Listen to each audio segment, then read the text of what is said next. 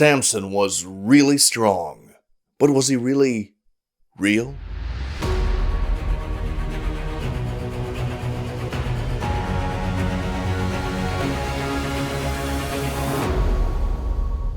En grafite que chiante clec se aftutuko dune, yolata pragmata das vivlu. Samson has been called the strongest man that ever lived. And he was. It's not even close. And the reason I'm talking like this is because after you watched my Ben Shapiro impersonation, many of you thought I did too good of a job, and that might be how I talk all the time. And you couldn't be more wrong. Today, very little remains from the time of Samson, but is there anything that might shed some light on whether or not he was a real person? You know, other than the Bible, which has never been proven wrong and clearly says he was a real person. Well, to answer that, we're firing up another episode of Biblical Archeology, or Barcheology. Wait, we're still calling it that? We're going to start with the newest archaeological findings and then work our way back to the oldest. And by newest, we don't mean most recently found. We mean like, this thing over here in the dirt is not as old as this thing over here in the dirt. Make sense? Huh? So let's get this ball rolling with the synagogue, unearthed in ancient Huqoq.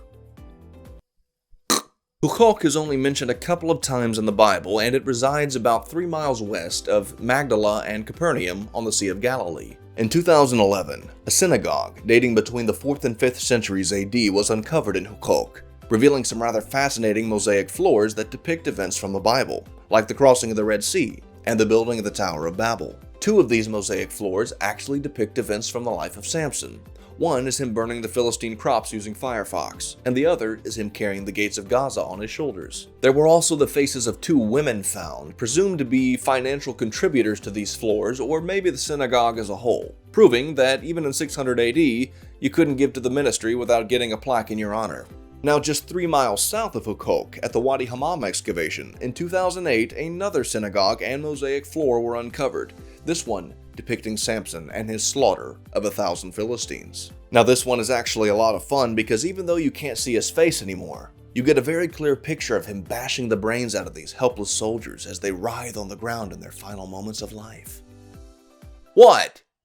It's in the Bible. Now, Israel is not the only country where art about Samson has been discovered. In the Via Latina catacombs of Rome, some 4th century wall drawings show him attacking a lion or fighting off the Philistines with a donkey's jawbone. That one isn't nearly as flattering. It looks less like he's killing them and more like he's giving a seminar on animal anatomy, albeit a frightening one.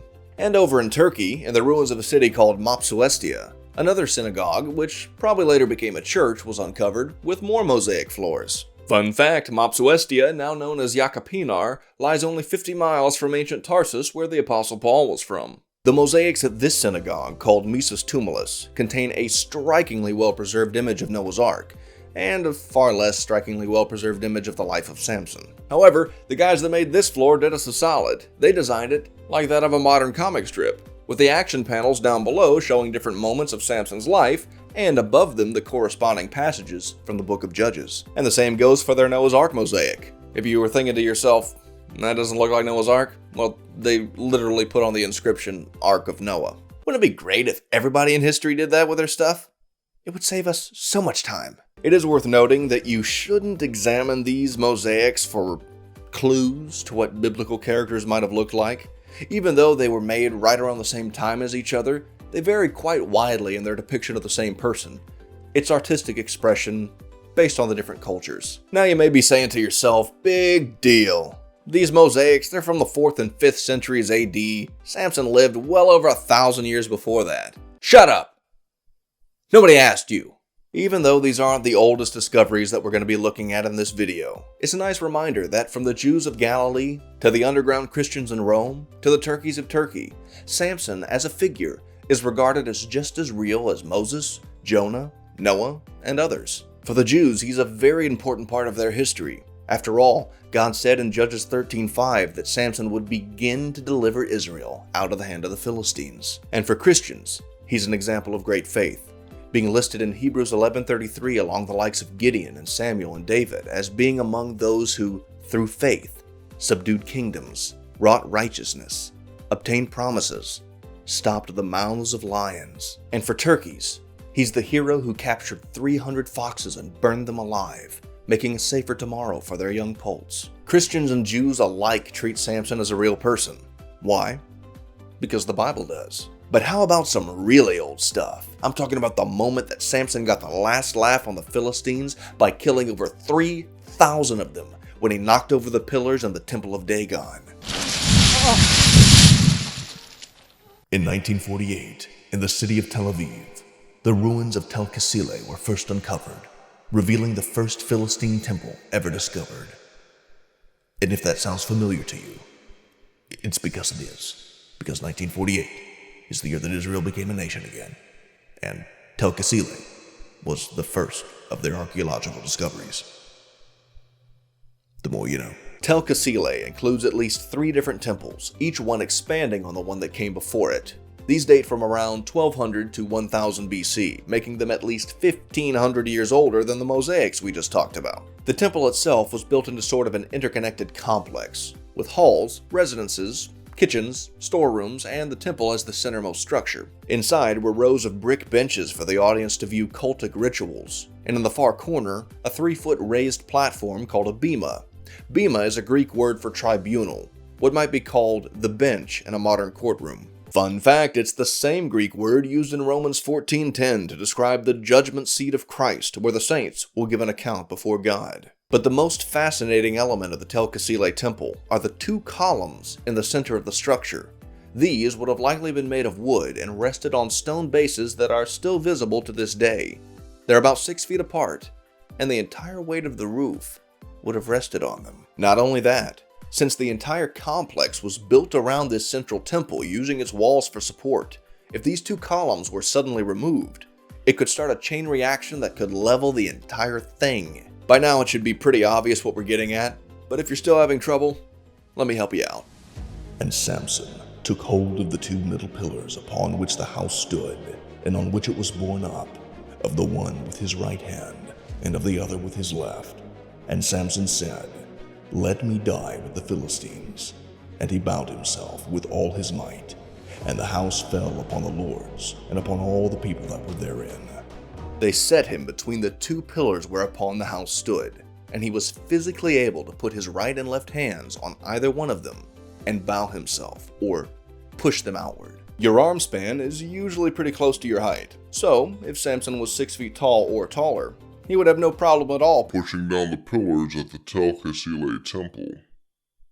Now you may be thinking, Samson didn't destroy the Tel Kasile temple, he destroyed the Gaza temple, and you would be right. However, Tel Kasile isn't the only Philistine temple that we've discovered. Just 35 miles south of Tel Aviv, in the ancient ruins of Gath, the Tel Safit temple was uncovered. Fun fact, Gath was the home of Goliath the giant, the champion of the Philistines. You know what? You should know this if you went to Sunday school. Well, does anybody want to guess what they found in the center of the Tel Safit temple? You got it.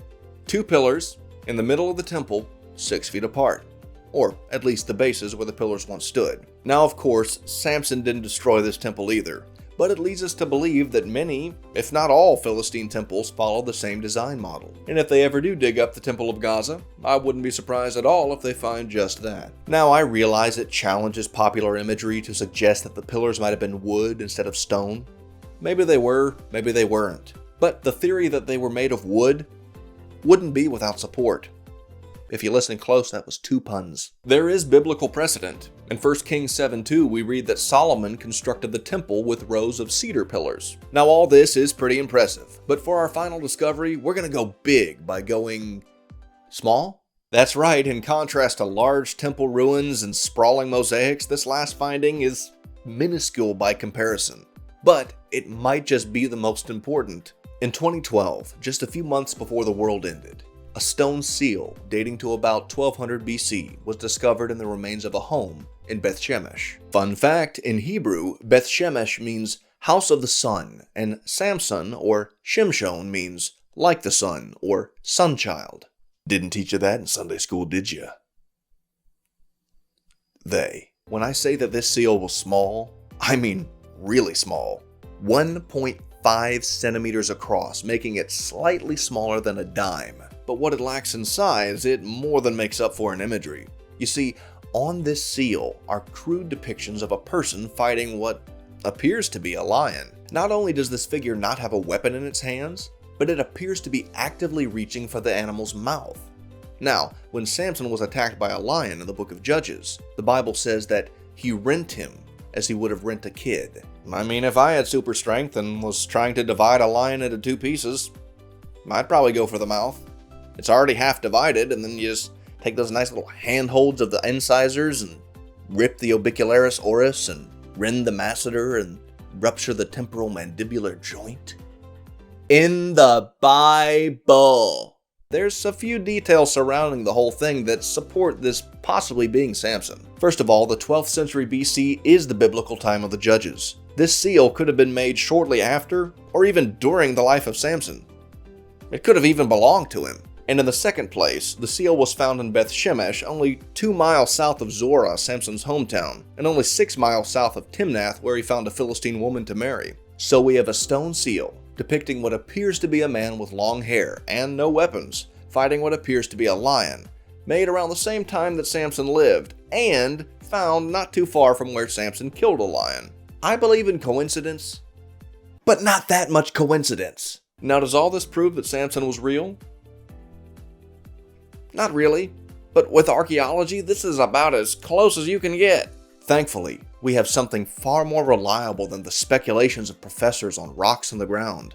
The Word of God testified to the fact that Samson really did live, while all these artifacts lay in the ground hidden from human eyes. Not to say that we shouldn't keep looking and studying. I'm very glad that we have, because I was able to make this video, and you have given me views. Well, that is all the time we have for today. Thank you so much for subscribing and clicking that bell. Be sure to check out some of the other videos on this channel. We spend a lot of time on them and hardly anybody ever watches them. But remember, do not trust what I say. Trust what he said.